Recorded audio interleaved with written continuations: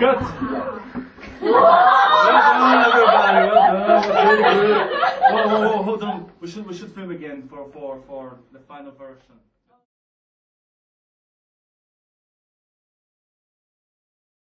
Horror movies have been popular since the beginning of cinema. You can see that with silent films such as The Cabinet of Dr. Caligari and Nosferatu. The whole point of any horror film is to just make the audience feel scared. Whether you've got $100 million for its budget or no budget. The only difference between these films really is that you might never hear about the film that has no budget or that's been made by the independent horror movie director.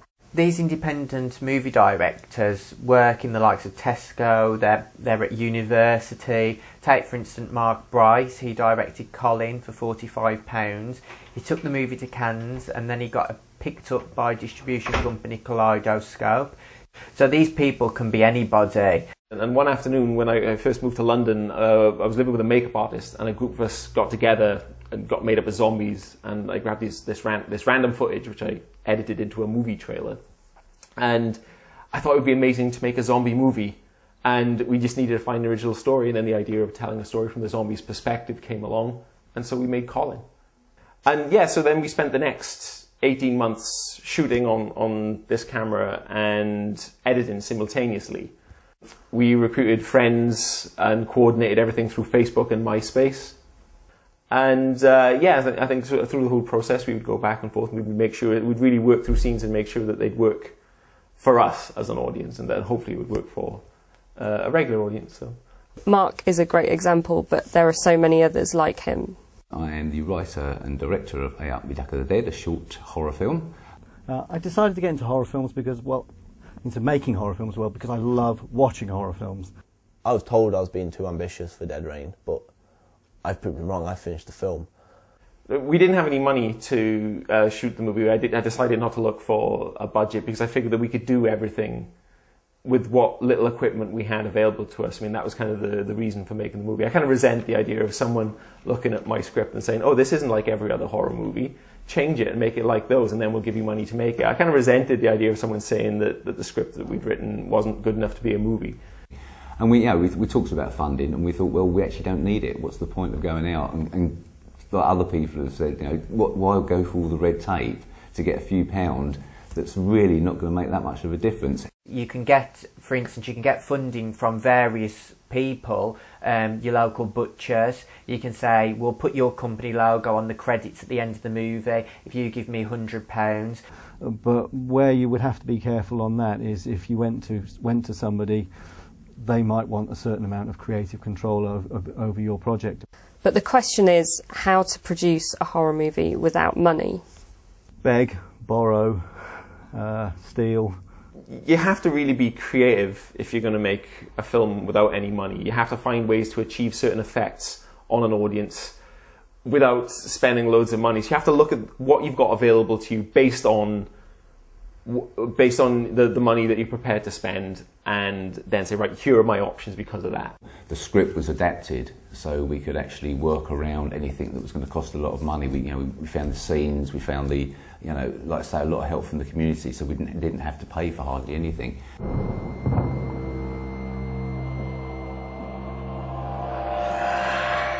We managed to make the movie without spending a great deal of money. I think the most we spent was somewhere between 40, 45, maybe £50. But that was only spent on getting like very cheap tea and coffee and biscuits for the people that were coming down only on Sundays. For the rest of the shoot, we just managed to shoot everyone either in the morning or in the afternoon. We were very quick. We didn't take up too much time. It's not like we had people for 12 hours and didn't feed them. We just managed to shoot so quickly that people could do their bits and leave. I guess the majority of horror movie fans might be able to think about how to create a zombie effectively without much money. Tissues, glue, maggots, believe it or not, crushed banana. Things on the internet don't tell you that. They presume that you have 2 hours to do your makeup and you're doing it on one person. When you've got 10 zombies to make in half an hour and you're the only person that knows how to do it and you're trying to show people at the same time, just manage to make everyone function at the same time. Sort of control everyone but control yourself. There's other people in the group which could help, especially my girlfriend Emily. She had the knack of doing makeup which a guy doesn't have, and then she applied that to the zombie makeup.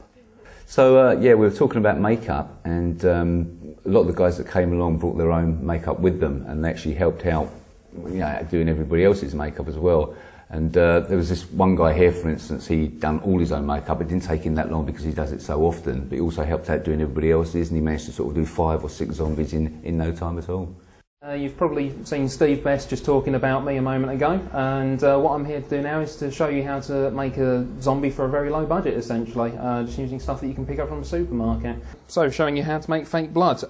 We've got golden syrup, food colouring, some instant coffee and some instant hot chocolate, and essentially that's all you need, really. What I'm doing at the moment, I'm just applying tissue paper with liquid latex. What I will be doing in a moment is ripping it, and then afterwards, once we've applied the colour, it'll look like she's had her neck torn out, basically. So if you've only got a limited palette, rather than just going with the basic colours you have, mix them together, and then that way you've got a far wider range of colours to use. Of course, with rooms like that, you can just fill it up with this stuff and then just let it run afterwards. Also, something I'd recommend with the lenses, if you're planning on using them, is make sure you get an optician's appointment. Well, yeah, that's the final article. So we're talking about, what, 2 hours-ish, 2.5? Yeah, I thought it's turned out pretty good, actually. Yeah, makeup, though is one of the most important, it isn't the only note in the key, so to speak. If you look at the film, really, there's not a great deal of blood in the film. It's mainly the sound effects, and again, we go to household products for that, like packs of crisps and, you know, eggs that we just sort of crack and break, and then I just go over the sound, the microphones go. In fact, hang on, if you've got any pasta shells here, pasta shells are great for broken bones. So, let's see if I can rub a couple of these together.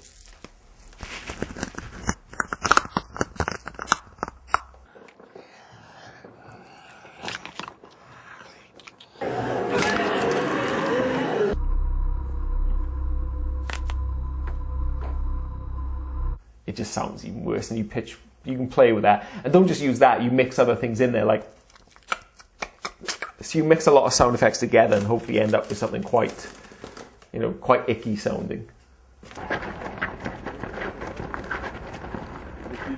Look at this. This looks great. It looks like someone's died. It's rotten and it's horrible. You don't achieve this with normal clothes. Costumes was the second most important thing I focused on. I buried the clothes in the ground. I let them rot. I chucked them around in the dirt. I just left them for as long as I could outside until they looked decrepit. Along with getting the look of the clothes, location is the uttermost important one next to it. We were all very poor, so we were all living on our overdrafts, so we couldn't really afford to spend much money on it, so we just had to look for things and make full advantage of what we had available to us. And we sort of, it went from there, really. The script was written around knowing when these streets would be quiet, so we could get that empty, desolate feel. And yeah, it just seemed to work out, really. We got a lot of support from the local community, from clubs, bars, restaurants, and we found that with their support that we could actually get the venues we wanted, we could film in the areas we wanted to. We got lucky again with finding the flat complex, which was abandoned, which had been vandalised a lot, which how it would, you presume, would be in the end of the world. But on the last day, we had a guy from the city council, you know, shooting his gun about why we were here. We had permission to be there. It's hard not to blow your top at someone, especially when you're under a lot of pressure. People who don't make movies, who don't know what the directors go through to make these movies are going to have a critical opinion and not necessarily know. So they need to stay focused on what they want to achieve as a director, ignore everything else around them, and just keep going and keep putting out their movies. Anyone who's interested in making a movie, they should just grab a camera and just try it. Just try it. Even if it goes horribly wrong, it's not surgery, you know, no one's going to die. You know, you just grab a camera and try. Get some friends together, do a fake fight, just so you can at least understand how to get the shot. Just try it. I think anybody can make a film. You know, it's all you need is the camera and just enthusiasm. That's the biggest thing, is enthusiasm. Preparation. You know, to a lot of people, the pre-production side might come across as boring. They want to get on. They want to just get the camera and get out there and shoot. But if you just do that, you won't have anything to be proud of at the end of it. So that was the lovely teaser/trailer produced by Dane. No, but I had a lovely production crew. We worked so hard to make it work. Full 12-hour shoot days. So this is Dead Rain. Enjoy. When you're making a movie without any money, you kind of have to be really creative. There's no option really. And even if you had making a film that cost 100 million, you'd still have to be creative, because film is essentially about problem solving. So that was what we did on Colin. We just solved problems, and I was so happy with the end result. It was a really exciting experience for me. These are just a few examples of horror movies, independent horror movies that you may or may not have heard of. A lot of independent films are being made all the time, and it's just a snapshot of what's going down.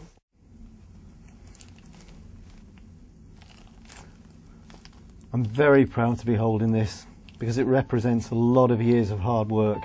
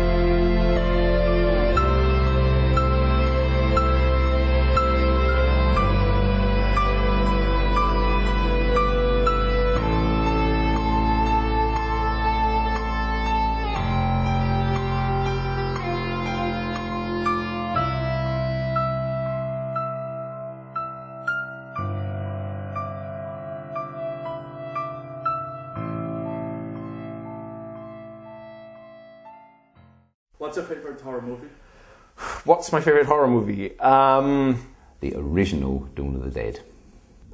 Zack Snyder's Dawn of the Dead remake. 28 Days Later. And Evil Dead 2 is one that immediately springs to mind. I guess I love Alien. Vamp is my favourite horror movie. The Japanese version of Ring. How about you? Honestly, Yeah. I hate horror movies. Yeah.